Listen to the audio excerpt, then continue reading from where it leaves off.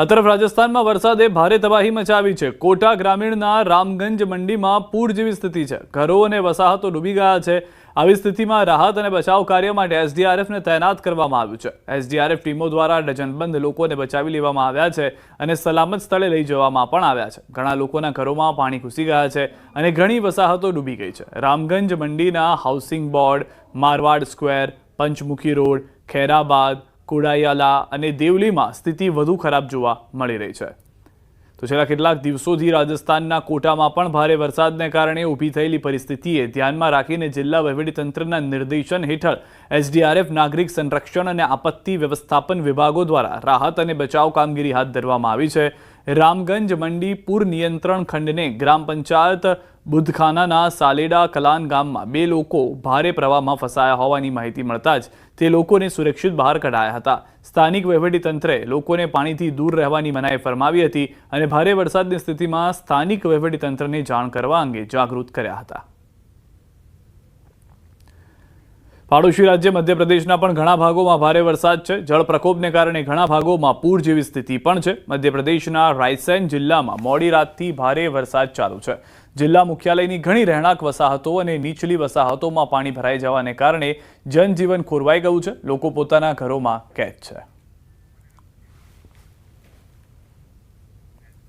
આ તરફ અમદાવાદથી સમાચાર। પાણી ભરાવાની સમસ્યાને લઈને ચક્કાજામ। બાવળા ધોળકા હાઈવે ચક્કાજામ કર્યો છે। રત્નદીપ સોસાયટી વિસ્તારમાં ભારે હાલાકી છે। કેટલાક વિસ્તારમાં કેડસમાં પાણી ભરાયેલા છે। ચક્કાજામને લઈને બાવળા પોલીસ પીઆઈ સહિતનો સ્ટાફ ઘટના સ્થળે પહોંચી વાહન વ્યવહાર શરૂ કરાવ્યો હતો। પાણીનો નિકાલ નહીં થાય તો સોસાયટીના રહીશોએ આવતીકાલે નગરપાલિકામાં આત્મવિલોપનની ચીમકી ઉચ્ચારી દીધી છે। બનાસકાંઠામાં પડેલા વરસાદે ઠેર ઠેર પાણી કરી દીધું છે। ડીસાના દામા, વરણ, જેનાલ, લક્ષ્મીપુરા, પેછડાલ સહિતના ગામોમાં પાણી ભરાયા હતા। 3 દિવસ પડેલા ભારે વરસાદથી હજુ પણ પાણી ઓસર્યા ન હોવાની પરિસ્થિતિ છે। જેનાલ ગામે હજુ પણ ખેતરોમાં કેડસમાં પાણી ભરાયેલા છે। જેનાલ ગામથી નાની ગામને જોડતા માર્ગ પર રેલવે અંડરપાસમાં ગળાડૂબ ભરાયેલા પાણીનો હજુ સુધી નિકાલ કરાયો નથી, જેના કારણે નાની અને જેનાલ ગામ વચ્ચેનો સંપર્ક તૂટી ગયો છે। આ નાળાની એક તરફ જેનાલ ગામ આવેલું છે અને બીજી તરફ દેવસરી, સોલંકી, વાસ પ્રાથમિક શાળા અને નાની ગામને જોડતો માર્ગ છે। ગરનાળામાં પાણી ભરાઈ જતા લોકો એક તરફ પોતાનું વાહન મૂકી રેલવે ટ્રેક ક્રોસ કરી બીજી તરફ જવા મજબૂર બન્યા છે, તો દેવસરી ગામના લોકો ચાલીને જવા મજબૂર બન્યા છે। मुश्किल फूल दूध बीजू भरवा आबू तो तकलीफ पड़े सर। नाला रेलवे पर थी ना अवता रे साधन को चलते नहीं। કેટલા દિવસથી ભરાય? 15 દિવસથી ખૂબ તકલીફ પડે છે। દેવશ્રી જવા માટે ખૂબ તકલીફ પડે। અમારે નાળો ભરાઈ ગયેલો છે એટલે રેલવે સ્ટેશનેથી હેડે ને તો જવરા નકે જવરા એવું નથી। અત્યારે કઈ રીતે પસાર થવું અહીંયા? અત્યારે હા ગાડી આવતી હોય તો બીક રે, ડર રે, ગમે કરે તો જગ્યાએથી અમારે નીકળવું પડે। જવાની તકલીફ ખૂબ પાણી ઉપર થઈને રેલવેમાંથી હેડવું પડે। નાળો ભરાઈને 15 દિવસથી પડ્યો છે। હેડ 500 કિલોમીટર હેડી ના આવે સવારના હેડે હજી હેડે રા। હા એટલે તકલીફ ખૂબ છે। ઉપરથી કરીને કોક કૌશલ તો સારી વાત।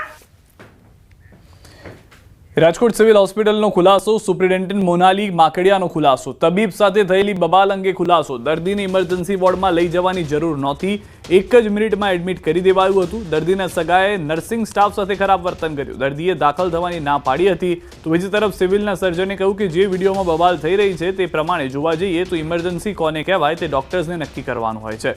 જે દર્દી પોતે જ ચાલીને આવ્યો હતો, કોઈ લોહી નીકળવાની પણ સમસ્યા હતી નહીં, એટલે ઇમરજન્સી હતી જ નહીં।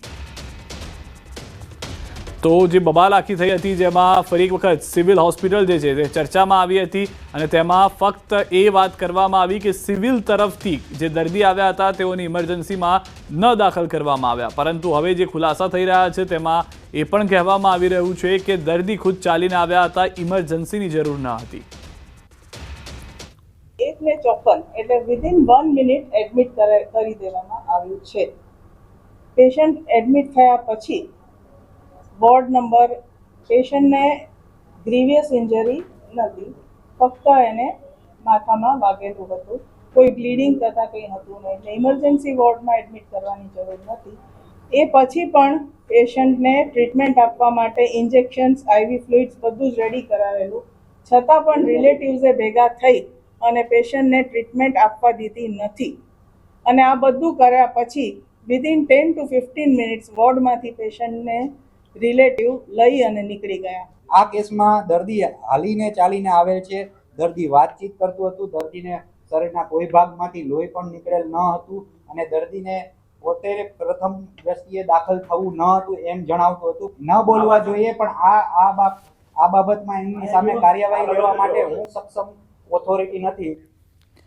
વિરમગામમાં એબીવીપી કાર્યકર કુશાલ શાહ પર પોક્સકોની ફરિયાદ બાદ અમદાવાદમાં હોબાળો થયો. ગુજરાત યુનિવર્સિટી પાસે એનએસયુઆઈ કાર્યકરોએ વિરોધ કરી એબીવીપીનું પુતળું બાળવાનો પ્રયાસ કર્યો. એબીવીપી સંગઠનમાં બળાત્કારી નેતાઓ હોવાનો એનએસયુઆઈ આક્ષેપ કરી વિરોધ દર્શાવ્યો, તો પોલીસે દેખાવો કરી રહેલ કાર્યકરોની અટકાયત કરી છે.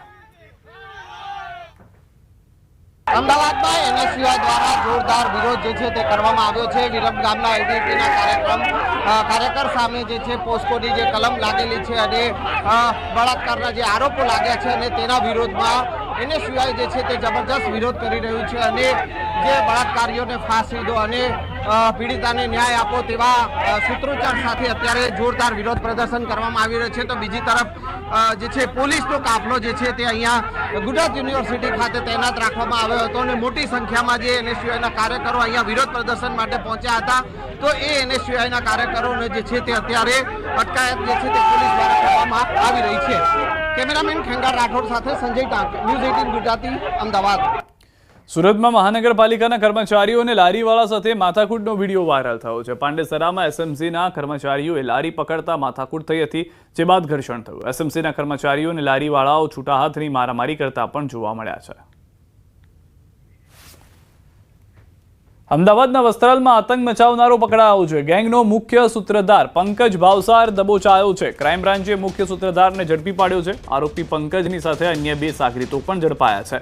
પંકજને બચાવવા ગુજરાત બહાર નાસ્તા ફરતા હતા. અગાઉ પણ પંકજના સાગરીતો પકડાઈ ચૂક્યા છે. વસ્ત્રાલમાં જાહેર રોડ પર વાહનોમાં તોડફોડ કરી લોકોમાં ભયનો માહોલ ફેલાયો હતો.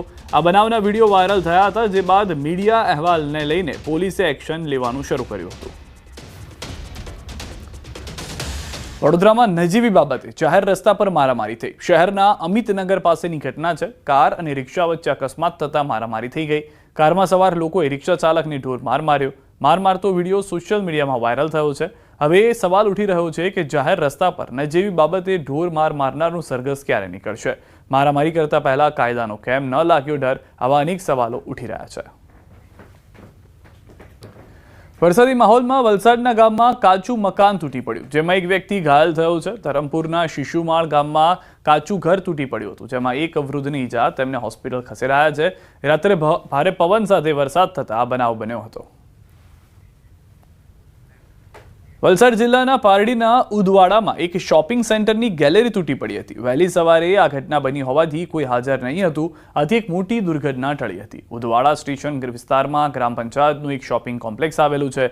આ શોપિંગ કોમ્પ્લેક્સમાં નીચે અને ઉપર અનેક દુકાનો આવેલી છે. આ કોમ્પ્લેક્સની ગેલેરી છેલ્લા કેટલાક સમયથી જર્જરિત હતી. તેમ છતાં કોઈ કાર્યવાહી નહીં થતા આખરે આજે વહેલી સવારે આ ગેલેરીનો આખો ભાગ છૂટી પડ્યો હતો. આખા કોમ્પ્લેક્સની પહેલા માળની ગેલેરી તૂટી અને નીચે પડતા રોડ પર કાટમાળ વિખેરાયો હતો. જોકે સદનસીબે વહેલી સવારે ઘટના બની હોવાથી કોઈ દુકાન ખુલ્લી ન હતી કે કોઈ હાજર નહીં હોવાથી એક મોટી દુર્ઘટના ટળી હતી. બનાવની જાણ થતાં જ ફાયર બ્રિગેડ અને તંત્રની ટીમો દોડી થઈ હતી અને કાટમાળ હટાવવાની કામગીરી શરૂ કરી હતી.